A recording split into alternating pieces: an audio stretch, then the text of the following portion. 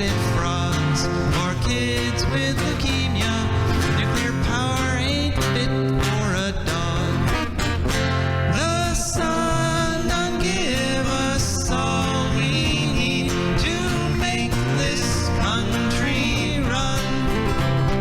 But that nuclear power's got us fussing and fighting, and I do believe it's time we was done.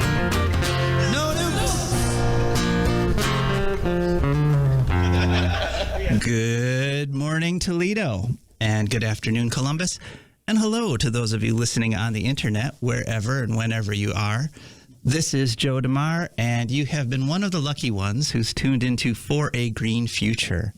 For a Green Future is a show where we talk about ecology and the environment, and we talk about them in the ways that they affect you, your wealth, your health, your happiness, the wealth and health and happiness of your friends and families, and the butterflies, of the birds, of the bees, of the flowers, and all those things growing and living all around you, because we are all part of that ecosystem, global ecosystem. And much as we try to deny it, much as those guys in the white lab coats try to pretend that we can somehow be separate from all the living things and the effects that what we do have on those living things. Sorry, folks, it doesn't work that way. We're all hooked up. We're all together. So, welcome to the show. This is I think our third episode on 100.7 FM, The Ticket. And I believe I have just been joined by my co-host, Rebecca Wood. Hey, Rebecca. Good morning. Good morning. How are you doing? Oh, not too bad.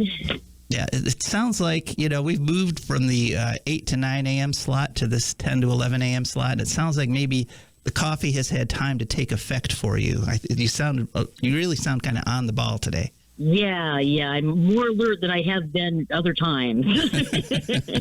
Okay, well, glad to have you. So we're just going to do some chatting for a few minutes here about some things I've seen, and then we're going to have some great interviews. We have two actual interviews today. One is with a gal who's been a guest on the show before, Rachel Belz from Ohio Citizen Action, and she's going to be talking about SB52, which is the latest outrage from the Senate Republicans in trying to stop wind and solar. Yeah, and then we're going to travel to Brazil. We're going to go to Rio de Janeiro for an interview with a fella named Norbert Suchanek, who is the founder and organizer of something called the International Uranium Film Festival. So we have those. Yeah, we've got two great interviews. And then we have a shocking, dramatic surprise interview that we'll get to after the bottom of the hour when we're doing our ecological and environmental news segment. And you definitely will want to stick around for this interview. So here we go. So let's see, just a couple things that I saw during the week that I just sort of wanted to share with you folks. Oh, first of all, last week, as you may remember, we had a recorded show because I was actually physically out on Lake Erie fishing for walleye with my son and some friends. And it was a fantastic experience. It was one of those things you're going to remember your whole life. My son was the big fisherman out of the five of us. He actually caught 3 trophies, keeper-sized walleyes, and one of them was actually 24 inches, which is amazing. And but I was the one who got to clean them when we brought them home, and we cooked them. Oh, joy. Yeah. When I was young, I'm the oldest of 7 kids. And when I was young, especially when we were living down in Western New York next to the Chemung River down there, there actually sometimes, kind of often, there wasn't actually enough food in the house for 7 children at once, especially, I had a huge appetite at that age. And so I actually would supplement. I would fish, and I would just personally eat the fish that I caught myself, and it, kind of supplemented my diet there. So I used to clean fish all the time when I was a kid, but I haven't done it in like 30 years, and it's not a joyful experience. But I did learn something that I'd never known. I didn't know that the cheeks, literally the cheeks of the walleye, are considered a delicacy. They are, some people call them freshwater mussels. They taste different from the rest of the fish. They really do taste like scallops. They taste like scallops. And did I say mussels? I meant freshwater scallops. They're delicious. Who knew? I did not know. Just had to learn that on the internet when I refreshed in my memory how to clean fish, because it's a kind of a dangerous process. And if you're using that super sharp knife, and if you don't know what you're doing, you could end up cleaning yourself out there. But it was trying to hold your nose at the same time. Yeah. No, it was a wonderful experience, though. But I do have a piece of advice for my listeners. If you're going to go 16 hours without eating anything and then get on a boat, don't make the first thing to eat half a bag of mesquite barbecue potato chips. Just whoopsie. Yeah, just word to the wise there. One of those lessons learned. So let's see, other things that happened during the week, kind of with an ecological bent. My wife found this really pretty little butterfly in our yard. It had been eaten, but the wings were intact, and so she brought it in. I looked it up. It was something called a sleepy orange butterfly, which is native to the southern part of the country and Central America. It really, on all the maps of their ranges, it doesn't come up here to Toledo. It doesn't get this far north, but there it was. And so just another sign that, things are changing. Things are moving up from the south. And, this global warming thing is actually happening. But, of course, as we've said, even though I do still call it global warming, it's not an even thing. It's not just cranking up the thermostat. It's that the temperatures, we're in this period of instability. And the last thing I wanted to mention that I observed during the week was that I was walking up there on the Slippery Elm Trail, and they have a big, healthy growth of May apples there in that first section on the trail. And May apples are these cute plants. They look like umbrellas. They've got two little leaves coming off. And it's one of those plants that tells you it's a fairly healthy forest, because, if they've got May apples don't like to compete with other plants. So it's a pretty healthy, North American deciduous or forest. Yeah, they don't grow under pine trees. And they had their flowering a few weeks ago. And so I looked at them because I was going to look and see how the May apples were coming. Because May apples are one of those plants that if you know how to do it, you can actually eat the May apple. If you don't know what you're doing, leave it alone, because most of the plant, most of the time, is poisonous. But if you know, when the May apple is just right, you can actually harvest it. And I couldn't find any immature May apples. All I could find were dried up flowers. And I think that maybe what happened is that we had that really hot March where it was in the 80s in the March. And then we had snow back on, not just a week or two ago. And I think that the May apple fruits might have gotten killed. This shifting from hot to cold and hot to cold can really just, mess up plants that have fruits and things like that. So I think this may be a bad year for May apples. That's how it's looking, but I'll keep you updated. What does this mean in terms of more little baby May apples next year? Well, they grow by rhizome. They grow by root, and they're perennial. So hopefully, maybe they'll be good. Yeah, we should have another shot at it next year. But it's looking like this year's May apple crop may not be very good. Which most people don't go out and eat May apples, although some people do can them. But it is an important food source for the animals.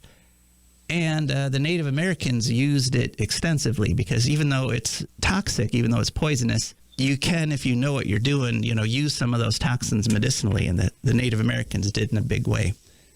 So, oh, wow. Yeah, so that's about all I wanted to chat about, because we have to get on to our interviews since we got two of them. Plus, we have the special secret interview that we're going to play after the break. So, Josh, are we ready? Let's pull up Rachel Belz and listen to her interview. We're going to be talking about SB52, which is the latest attempt to wipe out wind and solar power in the state of Ohio. Welcome to the show. And could you just please share with us your name and your title? Yes, Rachel Belz. I'm the Executive Director at Ohio Citizen Action. Okay. And could you tell us what is Senate Bill 52 and why should people be concerned about it? Senate Bill 52 is, in short, an attempt by the legislature to do even more to rein in wind and solar in a way that will make it, and in some cases has already made it very difficult or impossible to develop. And what it does is it subjects renewable energy projects, so only renewable energy projects like wind and solar, not gas, or if somebody wanted to build a new nuclear plant or new coal plant, none of those, just wind and solar, and subjects them to a new layer of government regulation. That would be in addition to the state process that already exists, which is through the Ohio Power Siting Board, which certainly has its own problems, but there's already a system set up, and there are ways for interaction and public hearings and things like that that are built in already. So what this would do is it would include a local referenda for wind and solar that's not applied to anybody else, any other power source. And then when they introduced a sub-bill this week, it changed two key aspects to it.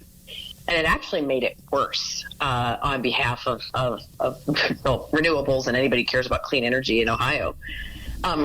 What they did in the sub-bill is now it would prohibit construction of renewable energy projects unless the township trustees adopt a resolution designating all or part of the township as an energy development district.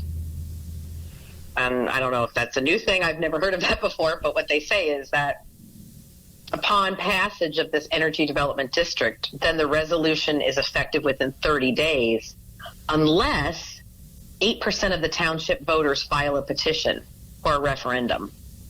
And then that would trigger a referendum vote at the next primary or general election. So all of that, no matter which side you're on, means like a lot of strange delays.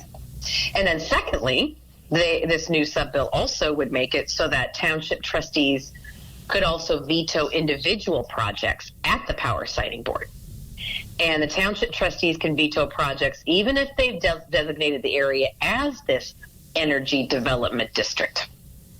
And township trustees could veto a project within a few days of the Ohio Power Siting Board awarding the project a certificate. Now, I don't develop projects like this. I don't have any. I have no knowledge about what it takes to build an Amazon building or a wind turbine farm. I don't know how any of that works. However, I do know that when you are building new things, you're adding infrastructure, you have a new project. There are so many hoops that have to be jumped through. Many times, from the citizen side of things, I would say those hoops are, really good. So, for instance, the Power Siting Board, definitely not perfect, definitely has some issues, definitely also has some remaining power grab questions from when Sam Randazzo was the chair. But it has a system and a process already in place. It's not kind of a willy-nilly, patchwork of people who are somehow offended by solar, for instance, having a solar field in their township. And what it does is it unfairly creates this opportunity for so much really corruption and people following, emotions about projects without knowing specifics. And a lot of this came out of the fact that, when there are projects proposed, especially in some of the rural areas in the last number of years of any kind, even gas, a lot of times, the residents and the neighbors nearby or what have you don't know what's going on. They haven't been informed or told, or maybe there's focus groups, but they're not part of it. That creates a miscommunication in which people start filling in the story. And what I think is very dangerous about this, even though so many times locally, we do have a better grasp locally over the kinds of projects that we would want to attract to our communities and that sort of thing. What this does is it creates all these additional layers very specifically so that these projects cannot go forward. I mean, the words veto are very specific. And each township only has 3 trustees. Yeah, and every township trustee would tell you that no matter what party they're from, how long they've been in the job, any of that, at the township trustee level, they don't have generally much, if any, staff to help them. And with only 3 trustees and not much administrative staff, when you have big projects that might come to your district, such as this, who is exactly supposed to be doing the yeoman's work of sussing out what this is all about for your district? At the legislature, even if you don't like a particular legislator, you know that they've got 2 or more aides right there in their office who are getting information and are kind of funneling it properly the where it's supposed to go. There's, all these different levels of things.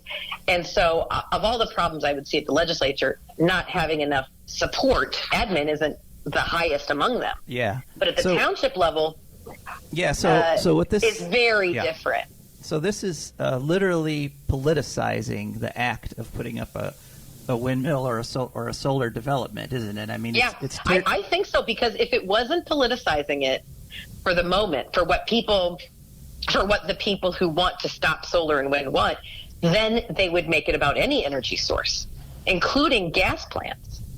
There are communities who didn't want to have natural gas and fracking come into their community or their area.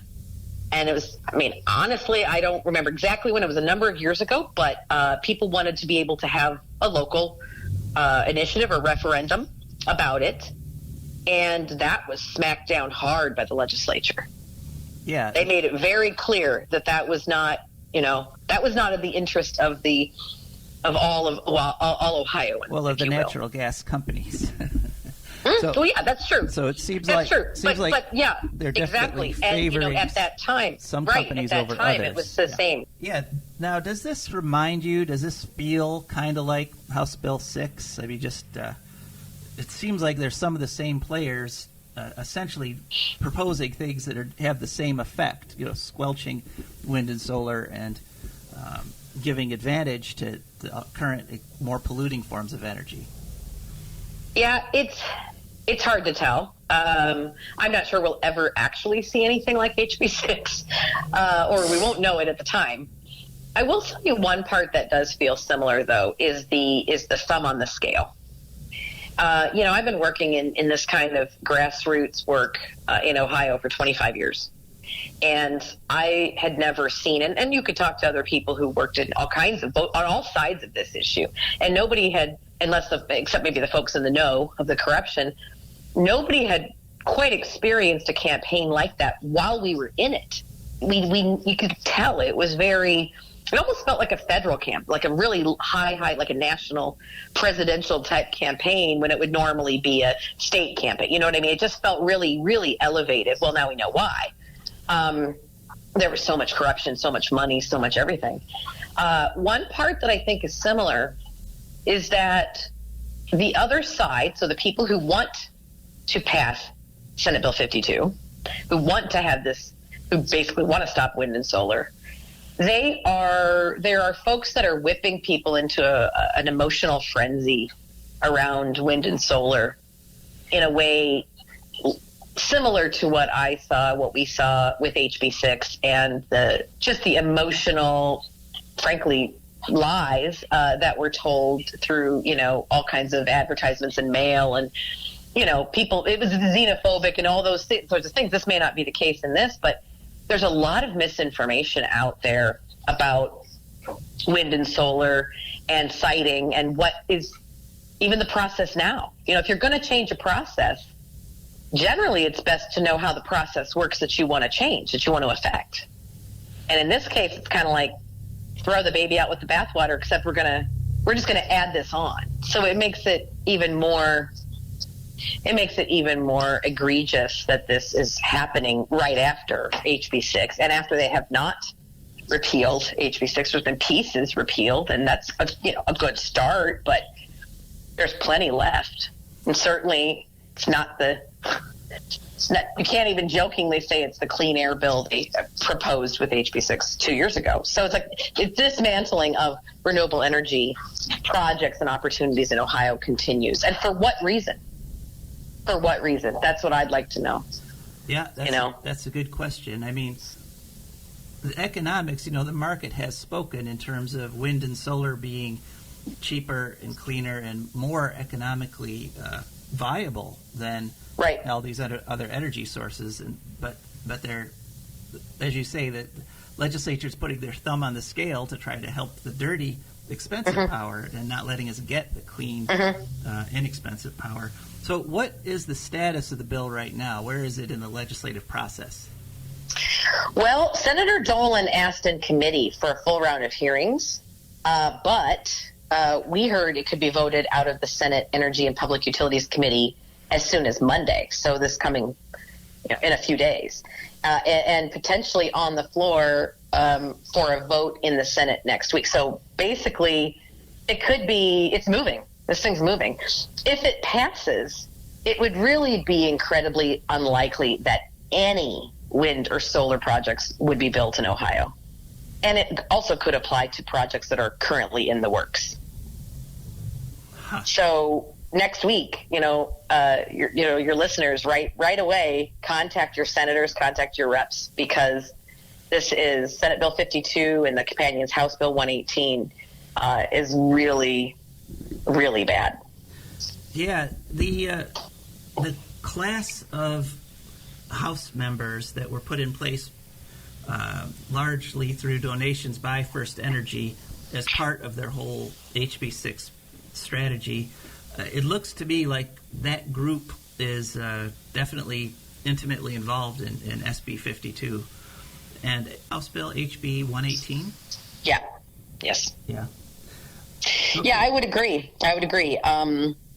Doesn't seem to be a lot of defectors, and yet some of the people are, pretty conservative legislators who are oftentimes against, like mandates and that sort of a thing. And yet this idea of this energy development district, and this is what happens, and that what happens, it's like, it's just the definition of forcing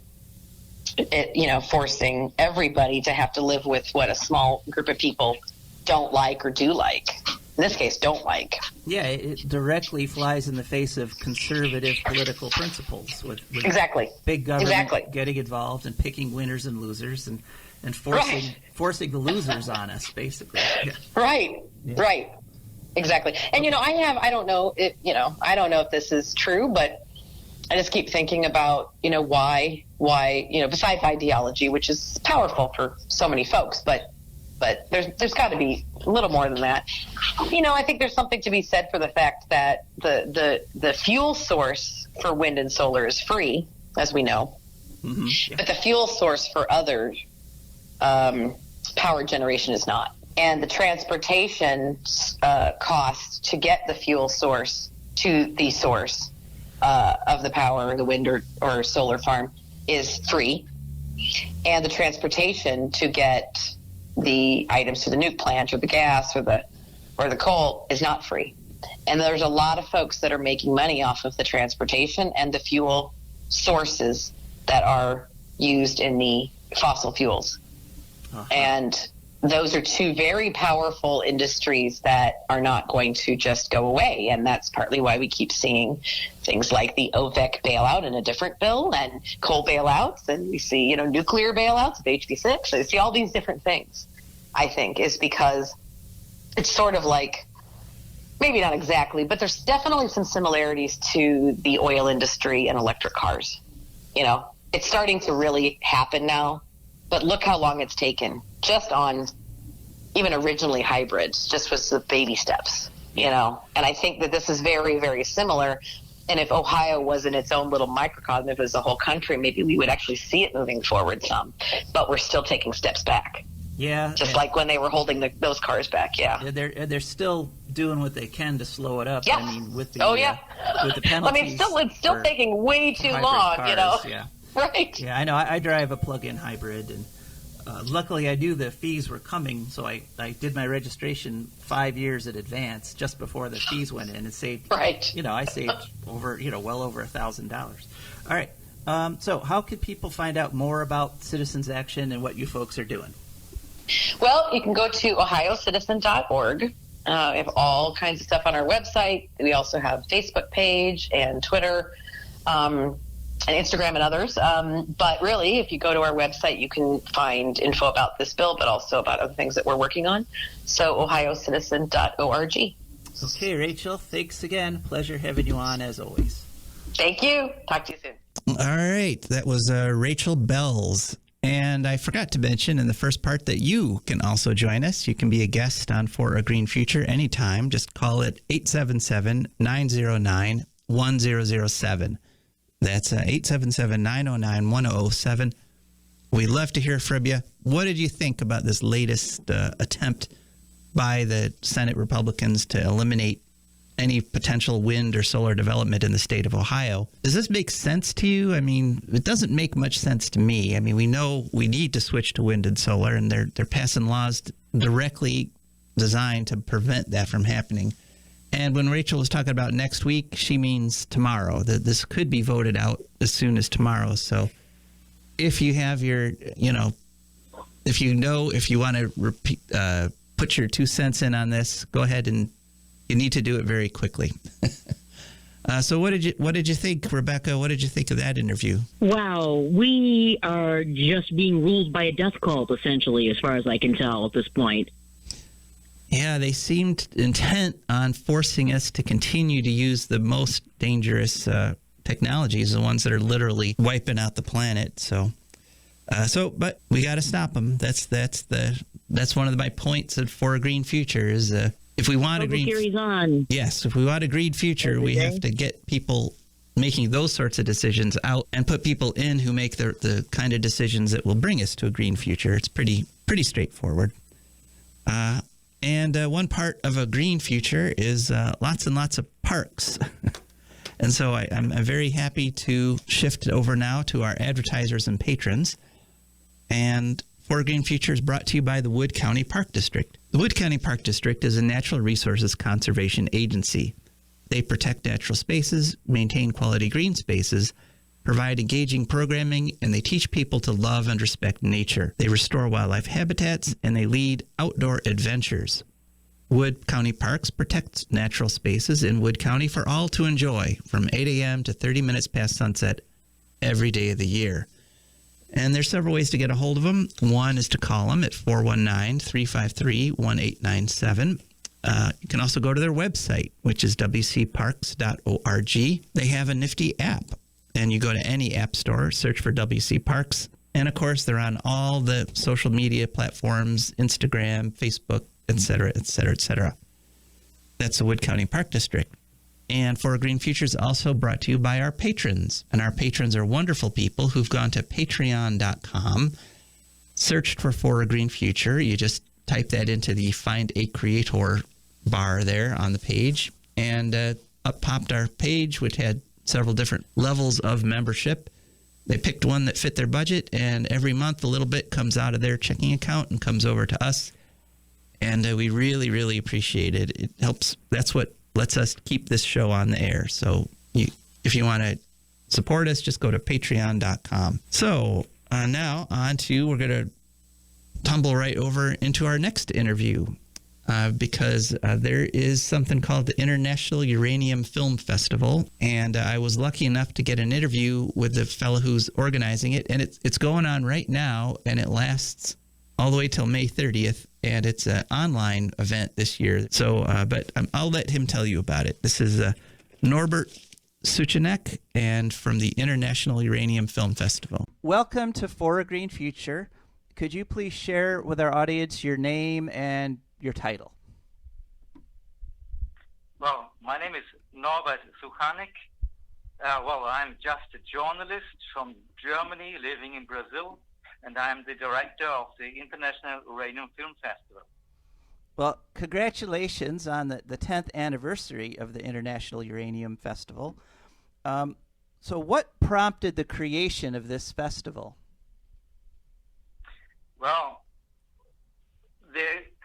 I had the idea already in 2006 when I was part of the Indigenous World Uranium Summit in Window Rock. There I saw amazing documentaries about people suffering because of uranium mining that I've never seen on television or on the big screen. So there I was thinking, well, what can I do to bring these films to more people, to the big screen? And so I had the idea of creating an uranium film festival. And, we started it 2010 in Rio de Janeiro. Okay, and this year it's also based in Rio, but it's kind of a movable feast, isn't it? Where else have you held the festival? Well, in fact, when we had our first festival in Rio, just a few days later, we received invitations to bring the festival around the globe. So we have been, of course, already 2 times in Window Rock. We have been in New York, in Washington, D.C. We have been already 1 time in Hollywood, and I hope we can come back there too, because it was such a great festival. And we have been now 8 times in Berlin. We have been 2 times in New Delhi, in Hyderabad. We have been in Portugal. It's 7 countries and more than 40 cities. Wow. Now, the movies at the festival cover the whole range of atomic issues, from uranium mining to atom bombs to Fukushima. What do you think drives filmmakers to this topic? Well, there are many reasons. For example, there's one very great filmmaker, a big friend of us, José Herrera Plaza. He's from Spain. And unfortunately, he was born in a region where an U.S. bomber had lost 4 atomic bombs. And these 4 atomic bombs dropped over his region in the southern part of Spain. So, in fact, he became a filmmaker because he wanted to tell this story, what nobody told at that time. Uh-huh. Well, there are many reasons. No? Yeah. Now, these films show us something that pro-nuclear forces claim doesn't exist. That is, victims of the nuclear industry. And I know I was moved by watching the courage and the suffering in the Atomic Refugee Moms movie that's showing in this year's festival. What are some of the truths that filmmakers you have showcased have uncovered that maybe our listeners have never heard about? In fact, there are so many filmmakers with stories like Atomic Moms. In fact, the nuclear issue is, it starts from uranium mining and it doesn't end with nuclear waste. And so, for example, there is another interesting issue. There are old X-ray machines. Old X-ray machines, they have radioactive material inside called cesium-137 or cobalt-60. What do you do if the X-ray machine doesn't work anymore? It will be scrap metal. And so in Brazil, we had an accident with one of those old machines treating cancer full of cesium-137. And, more than 1,000 people were contaminated. So the question of radioactivity is not only a question about nuclear power plants or nuclear warheads.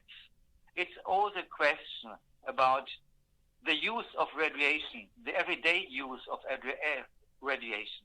I think just like the way atomic energy, nuclear power, has sort of prevented us, delayed us implementing more sustainable energy sources, I think radiotherapy that used things like cobalt-60 kind of kept us away from treatments like immunotherapy, which are now actually promising to actually cure cancer instead of the 50 years of irradiating people that we've tried and hasn't worked.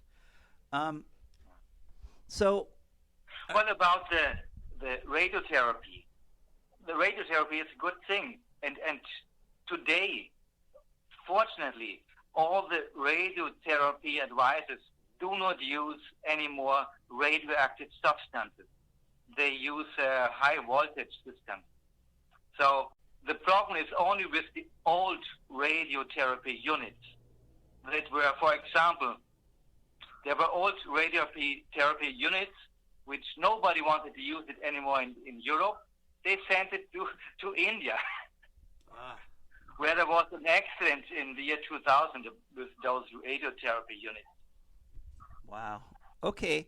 So, are there competition or is there awards associated with your festival? Oh yes, it's a festival with a competition, of course, and we give our trophy to the best films of the festival. It can be the best short documentary, the best feature documentary, or the best fiction. Okay. So if one of my listeners wants to participate, what do they do? How do they hook up with your festival? Oh, they just can go to our website, www.uraniumfilmfestival.org, and here you find all the information. Okay. Are there any scenes from any of this year's film that particularly leapt out at you, that are particularly sticking in your mind from this year's competition? Well, I have my favorites, in fact. So, for example, Atomic Cover-Up, it's such an amazing film, and it especially tackles my own profession, because I'm a filmmaker too, and this film is about the first filmmaker arriving in Hiroshima and Nagasaki after the atomic bomb. And this film really shows exactly the life of the filmmakers who tackle the issue of nuclear power, because sometimes it's risky because there's radiation, but you think you have to tell the story. You have to accept the risk. Okay. And those filmmakers from and the first filmmakers were Japanese filmmakers who made the film just 1-2 days after the atomic bomb was dropped. And they, at the first time, they didn't know that there was radiation, but a few days later, they knew, and they continued filming because they thought, we have to tell the story. We have to tell the horror of the atomic bomb.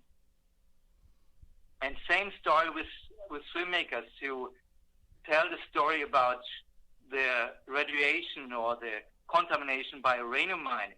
They have to go to those places contaminated. But they want to tell the story. Right. So you're offering people can watch any of these movies through your website for free until May 30th. Is that right? That's right. Okay. Well, and I'd urge my listeners to do that. Is there anything you'd like to add? Oh yes, of course. I'd like to add one very good film is, of course, Atomic Bombs on the Planet Earth by Peter Greenaway. This film is amazing. It shows more than 2,000 atomic bombs dropped on our planet. It's a short film, 30 minutes, and worth watching. And of course, we are honored to have a film from Peter Greenaway in our session. Another film, which is really really worth watching is Nuclear Savage by Adam Horowitz from Santa Fe. It's a heartbreaking story about the atomic bomb tests in the Pacific. You must watch it. Okay, I will. All right, well, thank you very much, Norbert. And here we are back live at the studio. And so if you want, you can give us a call at 877-909-1007. Just wanted to let you folks know that Uranium Film Festival is going on, and you can just, for free, from your living room, watch these really intense movies. So now we go on to the environmental news, the ecological news portion of our show. And the story I want to lead off with is a local story. Up there in Monroe, Michigan, the Fermi 2 nuclear power plant is currently shut down, which causes me great joy. You know, I whenever a nuke plant is shut down, I'm like, yeah. But there was very little information about why it shut down. I mean, all they say, there was one news report I managed to find that said that there's a problem with a valve. And that was it. No details on the valve. You know, was there leakage of coolant water when this valve malfunctioned? The plant has actually been shut down for several days now, which means in nuclear parlance, it's a fairly serious problem. And I tried very hard to get some more information. I called Detroit Energy's press answering service. I mean, you know, there's something a little fishy when the press room doesn't take calls directly. They have an answering service that you talk to, and then they talk to the press people, and it's like, what? But I tried to get more information, and I found that it was literally impossible to get an interview. And so then... So here, now we will play my literally impossible interview with, I did manage to get something out of the Fermi 2 plant itself. So, Joshua, are we ready? Mm-hmm. All right, let's hear this interview. Welcome to the show. If you could just share with us your name and position. My name is Thomas Taylor. I am the resident inspector at Fermi Nuclear Power Plant for the NRC. Well, thanks for coming on the show, Thomas. Now, the reason I wanted to ask you on is because, as we know, Fermi 2 is shut down right now because of some problems, unexpected problems. Isn't that right? It was an unplanned shutdown, but I can assure you there is no danger to the general public. Okay, well, that's reassuring. But what I'd like to ask is, it's been publicly reported that a valve malfunctioned. Could you tell me what valve malfunctioned? Where is it? I can't share that information with you, but I can tell you that there's no danger to the general public. Okay, yeah, I think we've established that. But tell me, could you just tell me, was this valve before the generators or after the generators or before the condensers or after the condensers? I can't tell you that, but I can once again assure you that there's no danger to the general public. Yeah, I get the, I get that. Okay, thank you. We'll just take that as a given. Let's try this from another angle. You, as resident inspector, you are actually physically on the site, right? You're physically present there at Fermi 2 nuclear power plant. Yes, I am, and I can tell you from my vantage point in the control room that there is no danger to the general public. In fact, they are starting the process of booting the plant back up as we speak, and as I like to point out, there's no danger in this process for the general public. It's purely routine. Okay, is that a siren, some sort of alarm I hear in the background? Sometimes there are alarms when you're restarting a nuclear power plant. It's a very complex, big piece of machinery, but there's no danger to the general public. Close that vent.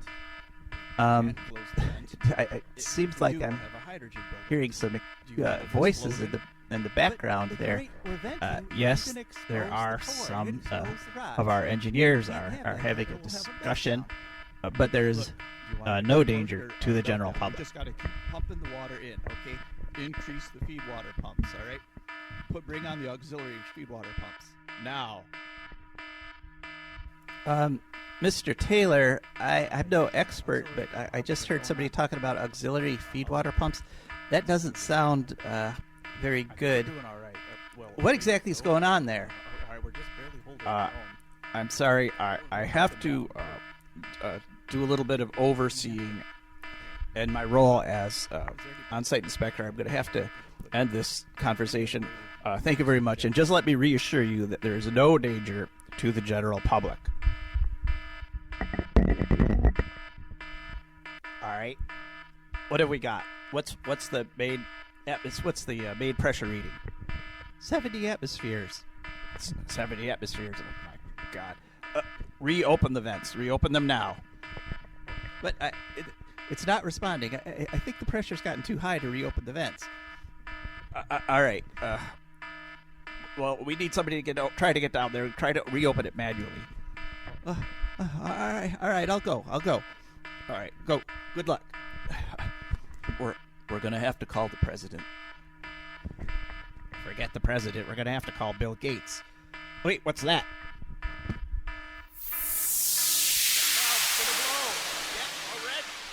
Get a wrench on it now!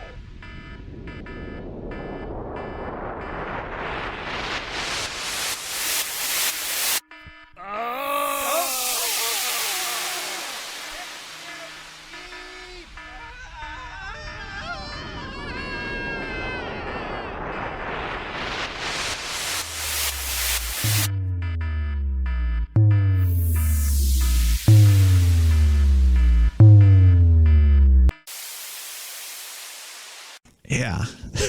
So that was my impossible interview with Thomas Taylor. And of course, the voices there had to be impersonated. But what did you Are you related, Joe? Oh, well, I'm related to the impersonator. I'm not related to Thomas Taylor in any way. So, Okay. yeah. So that's the interview that they left themselves open for because they refuse to grant any other sort of interview or give any other information about what's going on up there. And if history, Well, good thing it was just into Belz. yeah. So what did you think of that, Rebecca? I was a little concerned after hearing that on that interview. Well, my first thought was, of course, that the dog lady might have got to them. You're aware of the dog lady in Monroe, Michigan? No. Oh, yes, Yeah, I do remember her. Go ahead. Yeah, when I was doing some errands up there a couple of years ago, on a regular basis, I found out that I got a brochure. It turns out that apparently the three major industries in Monroe, Michigan are the Lazy Boy plant, the nuclear plant, and there's an ice prison.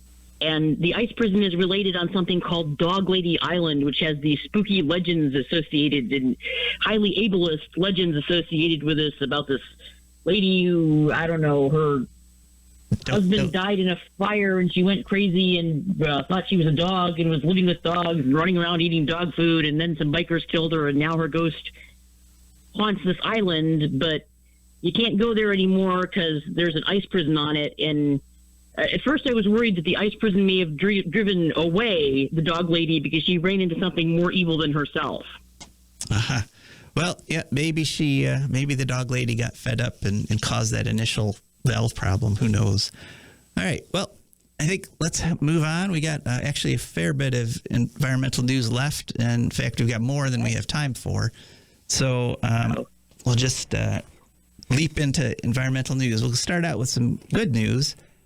And one is that one of the critiques of wind power has been the terrible problem with disposing of the old blades. Oh, no, they have to be put into landfills. Oh, no. When really a wind turbine blade is about the most benign thing you can stick in a landfill. I mean, it's much more benign than your typical household waste, which has all kinds of nasty chemicals that leak into groundwater. Wind turbine blades are chemically inert. They're literally just some carbon mixed with some glass, and that's it. But nevertheless, a company Vestas has stepped up. And this past Monday, they announced that they now have a utility-scale wind turbine blade recycling technology that they're going to be opening factories around the world and recycling wind turbine blades. The estimates are that there'll be about 43 million tons of blades that need to be recycled annually by 2050. So it's good that they're dealing with this problem. It's just, another example, though, that the renewable energies are being held to a much higher standard than our current dirty energy sources, like tar sands, for example. Nobody is talking about taking the tar sand leftovers, which have to go into toxic waste dumps, and doing anything with them except dumping them into toxic waste dumps. But somehow, for some reason, wind turbines and solar panels are expected to be like 100% perfect right away, which, is true, but all industry should be perfect. It's like this House Senate Bill 52, which is going to subject wind and solar to referendum. I would say that would be okay if you were able to put all energy projects to referendum, like fracking plants and gas plants and new nuclear plants. But no, they're just trying to do it. But wind and solar are meeting the challenge. And we reported a few weeks ago that First Solar now has a 99% recycling program for old solar panels too. So some good news. We're moving on. Another little bit of good news for the electric car industry and for people in general. There's been an announcement out of Australia that they have developed a new kind of battery that uses aluminum and carbon instead of lithium. And aluminum is an extremely common element. It's very available, and we've got tons of it in process already. And carbon, of course, is everywhere, and carbon is easy to get. You could even pull it out of the air to make these batteries. But they have all sorts of advantages over the lithium batteries, not the least of which is that it's not going to require opening new mines to get this very limited resource. And so that's down there in the future, hopefully, maybe, and they're the same size, so they could be just like a battery pack in your car that has lithium now could just be plucked out, and one of these aluminum carbon battery packs could be put in, and it supposedly has a higher energy density and has all kinds of other superiorities to lithium batteries. So something to watch in the future there.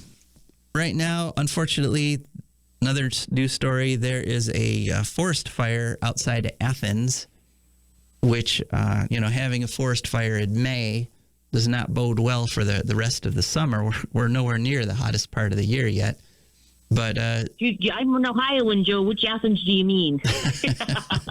Yeah, I do mean the Greek Athens, the one Greek Athens, okay, on the Mediterranean, right? Yeah, and Greece is a very mountainous country, so people are very worried that part of the side effect of these forest fires are going to be landslides when the rainy season comes back in the fall, and so just another little note, just another little piece of evidence, another straw for the camel that's showing that things aren't going normally right now. I do want to mention another story. This is this is kind of one of those odd stories, and I have to emphasize that this news story has appeared on some websites which are kind of questionable, but there's a suggestion by a bunch of scientists that there are actually something growing, some fungus-like thing growing on the planet Mars. Now, I looked at the article. It has not yet been peer-reviewed, and I've seen people who are trying to refute it, but they refute it by attacking the authors of it and not by looking at what it says. They're not directly contradicting any evidence. But if it's true, it might mean problems for Elon Musk. It might change the whole ethical picture of colonizing Mars, because if it's a live planet, if it has an ecology, we can't do to Mars what we're doing to Earth. We can't just show up willy-nilly and start tossing around microbes and changing the whole picture, because first we'd have to know what was going on there. All right, well, that's it for this week. Thanks so much for listening. Thanks you, Rebecca, for co-hosting. This is Joe DeMare. And Rebecca Wood. And we are signing off.